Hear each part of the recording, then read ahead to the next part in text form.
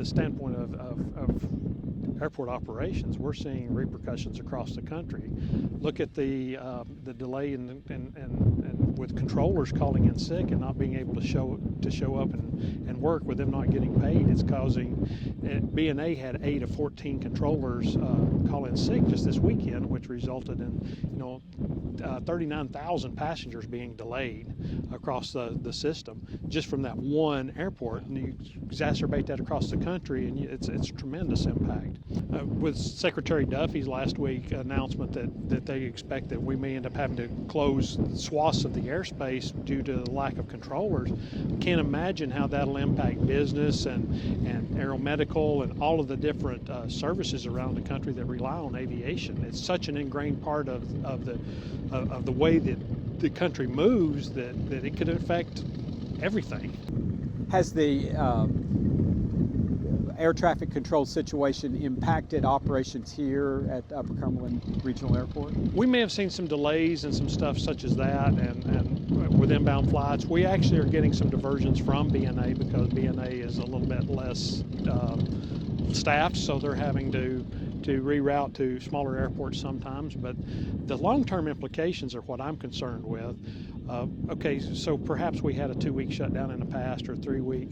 That affected operations for a short period of time, and then people got back to work, they come back, they filled that in. If we have an extended shutdown like that, we're going to see extended delays on things like airspace reviews, environmental reviews, grant applications going through.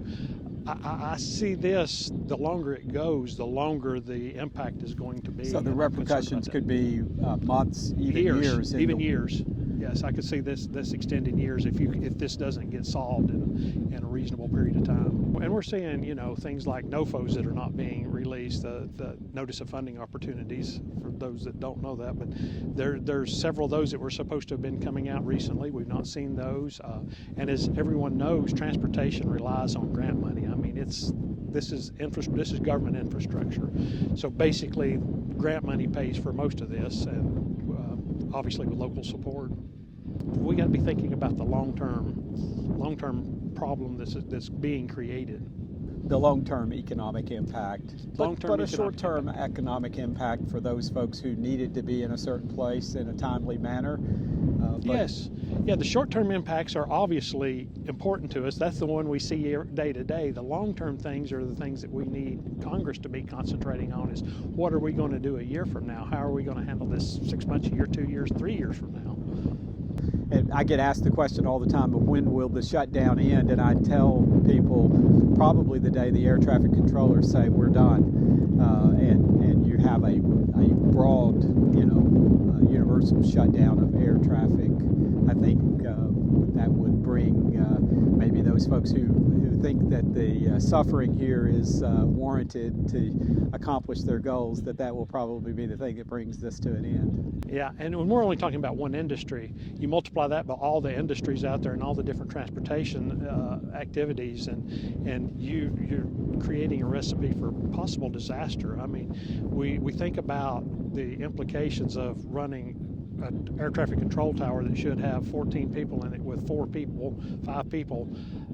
The possibility of something catastrophic happening increases exponentially, not at the fault of any one of those people, but at the fault of the circumstances that they were put within. And I'm concerned as we go forward, Customs Border Patrol, the Transportation Security Agency, all these things, when you're running low levels, you're just inviting in nefarious actors to come in and say, and exploit those opportunities, and in their mind, the opportunity for doing harm. Sure. Let's hope people come to their senses before there's a catastrophic result. But I think we can't lose sight of the everyday impact that it has.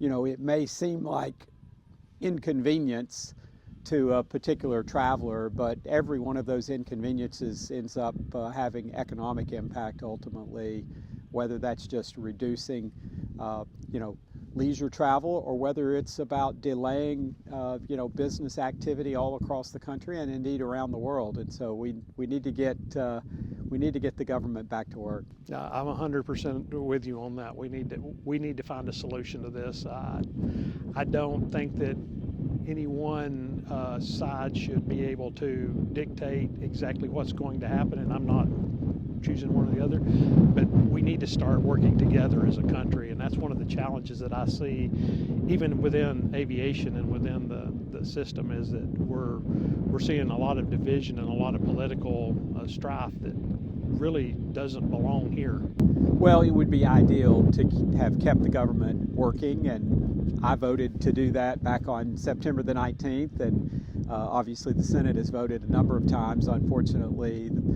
there are those who've decided that keeping the government closed might be useful leverage, but it does, it does have a real economic impact, a real human impact, and as you've already, I think, accurately pointed out, could ultimately lead to catastrophic results that none of us want to see.